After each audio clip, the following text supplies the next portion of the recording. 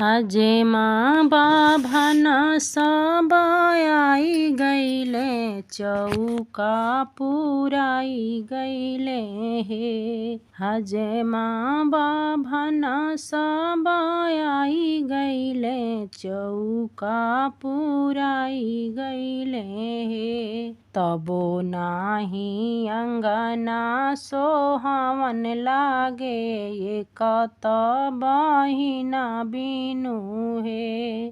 तबो नाही अंगना सोहावन लागे, एक त बहिना बिनु हे। गोतिया दे आदे सब आई गईले, बेदिया बान्हाई गईले हे। गोतिया दे आदे सब आई गईले, बेदिया बान्हाई गईले हे। तबो नाही चौका सोहावन लागे, एक त फुआ बिनु हे। तबो नाही चौका सोहावन लागे, एक त फुआ बिनु हे। चौको ना बैठेले सुंदर बरुआ, हजमा के सिखावेले हे। चौको ना बैठेले दुलरुआ बरुआ, हजमा के सिखावेले हे। हजमा फेरू से देवतुआ दीदी जीजा, हमारा जानेवा लागी है।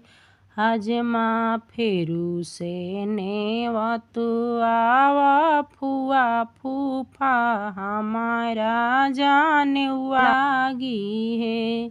दुआरा नेवती हमें फूफा जी के, अंगना में फुआ के नु है। दुआरा नेवती हमें जीजा जी के, अंगना में दीदी के नु है। गोदिया नेवती ह भगिनवा के, हमारा जानेवा लागी है। एतना बचन हजमा सुने ले, दीदी के बोलावन गईले हे। एतना बचन हजमा सुने ले, फुआ के बोलावन गईले हे। दुआरा नेवती अइले फूफा जी के, अंगना में फुआ नु है। हजमा दुआरा नेवती अइले जीजा जी के, अंगना में दीदी नु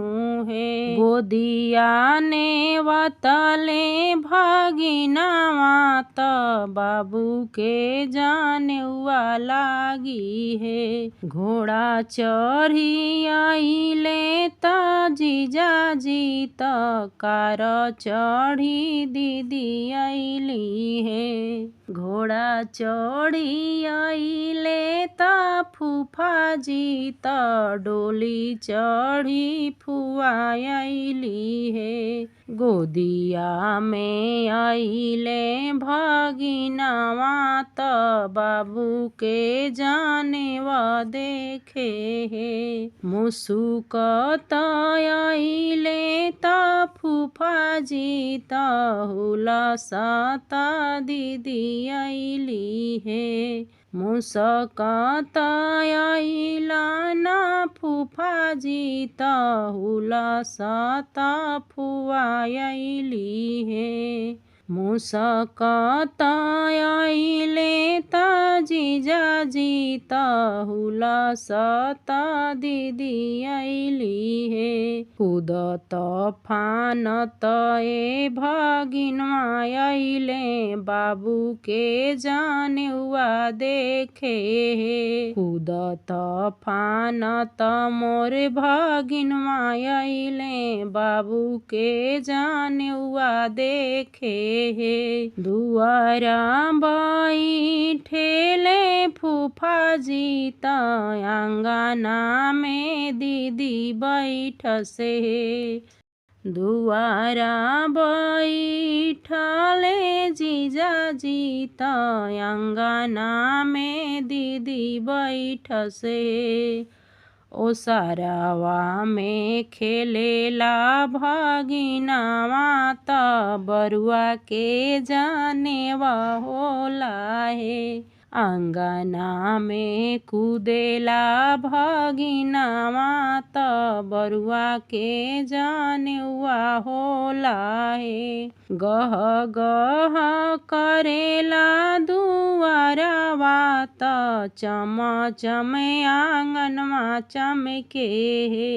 चौका पर हुलसेले बरुआवा त फुआ के आवाई सुनी हे। चौका पर हुलसेले बरुआवा त दीदी के आवाई सुनी हे। अब मोरा चौका सोहावन लागे दीदी मोरा आई गईली हे। अब मोरा चौका सोहावन लागे दीदी मोरा आई गईली हे।